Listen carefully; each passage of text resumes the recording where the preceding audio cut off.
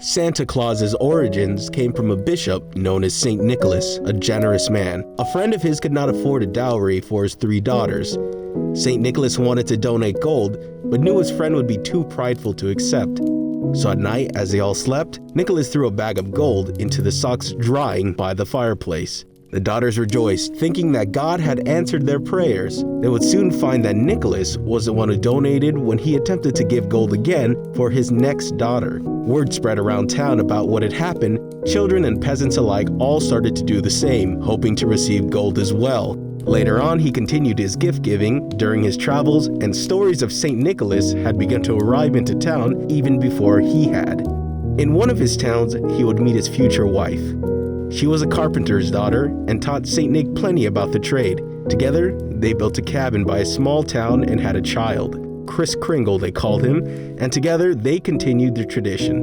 All was happy and peaceful until one day Kris went out to gather firewood. As he was cutting the tree, it fell on him, pinning him to the ground. A snowstorm was brewing and Kris wouldn't last the night, so he struggled as hard as he could, but to no avail. When all hope was lost, a herd of reindeer appeared and moved the tree so they could carry Kris back home. Upon hearing the story about what had happened, Nicholas decided to build the reindeer a barn to keep them safe from the cold the way they had for his son. Together they all grew closer and contributed their fur to the making of toys and clothing for the village. The world had seemed to be kind to Nicholas, but time would take its toll. He had grown old and weak. He had to limit his gift-giving to 1 season a year, on Christmas Day. The town had grown worried for him, and news of this spread so far that people thousands of miles away would be praying for his health. Jesus had heard these prayers and was impressed. A man who was so loving and generous as to be praised all throughout the land must be acknowledged for his actions. Then, just like that, Jesus appeared at the cabin. He told him he had come from far to meet the man who had garnered the love from so many. Nicholas, wanting to be as humble as he could, proclaimed, "I just wish to be good for goodness sake." "What would you wish for if you were given anything your heart desires?" asked Jesus. Nicholas responded, "I have lived a good and long life filled with adventure. I have everything that I could possibly want here. The only thing that is missing is spreading joy the way I used to before." A single tear fell from his face and Jesus caught it, vaporizing it into a thick mist that filled the room. His loud voice echoed around the cabin. "In a world filled with hate and fear, there is always room for joy and peace among men. You will have your wish." The mist cleared instantly. Jesus was gone, and with each second, Nicholas felt himself getting stronger. He ran outside towards the barn to tell his family of the news. What happened next, he could not believe. His reindeer were flying through the sky with his family on their backs. From this moment on, Nicholas dedicated his life to continuing his joy spreading. The next Christmas, he would travel not just through a few towns, but all along the land.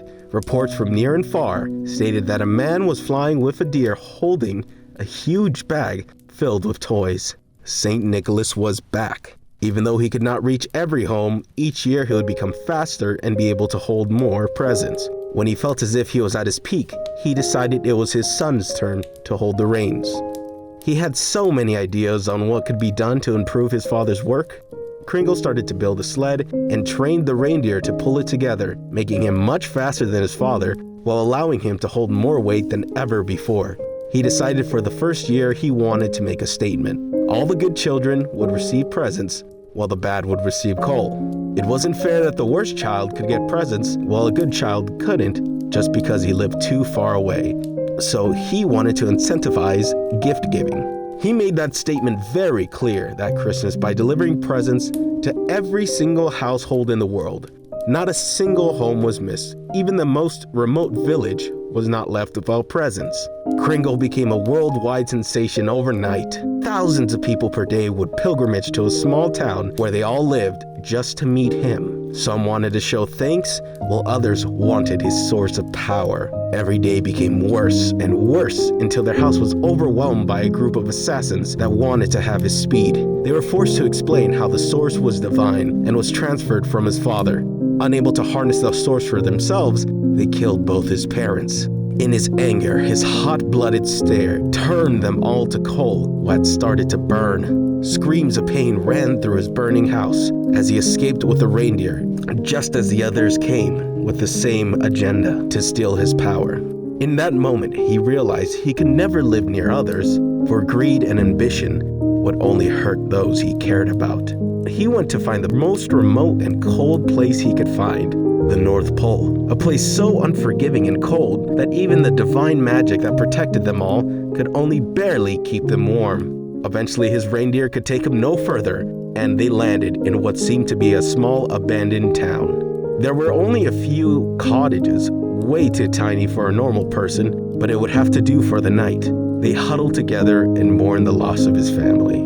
The next day, he used his carpentry ability to build a house and a stable with all the wood that was available, and spent the next few years trying to recreate that successful first Christmas, but he failed miserably. Without the rest of his family, the magic had grown weak. So weak that one Christmas, he ran out of presents, and he decided that night it would be his last Christmas. Christmas came, and as he arrived to the last house, he saw a woman there already delivering presents. She told him that she thought that he had forgotten the children of that part of the world and had been delivering presents after being inspired by him. She lived the same way, in poverty, as to allow her to be more generous.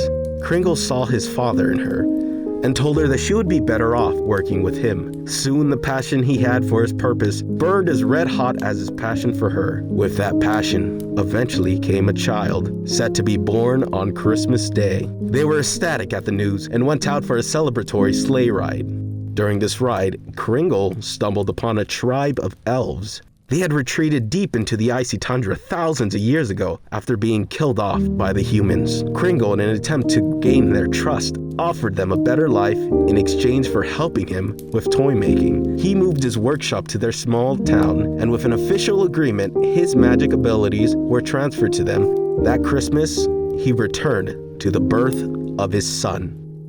He named him Sinterklaas, and they continued to grow the North Pole until generations of elves were born, taking over the past elves. Claus grew to be an ambitious leader that had a different approach than his father. Claus felt as if there wasn't enough knowledge about the holidays and set off to spread more awareness. Eventually, he found a man named Thomas Nast to properly create an image of how he wanted to be perceived, and he became the jolly man in the red suit. It worked really well, although he made a big mistake when he eventually worked with a large company in exchange for extra luxuries for the elves. Although he would meet his wife in the marketing department of a certain beverage company, he soon found out that his magic came from the belief of him. He and his family would change based on these belief changes. Some changes were fine, while others really upset everyone. The magic spread to the land around him, and impossible changes were made. Some really creative, and some just plain weird. Santa himself did not understand why, but refused to let that stop him in continuing his family legacy. Today we have the modern Santa Claus, the way we know him. He currently keeps to his family, only coming out for Christmas. There are now rumors that they will soon have a child of their own. Although it will likely be a long time until this new Santa takes over, we all wonder what amazing changes he will contribute to the holiday.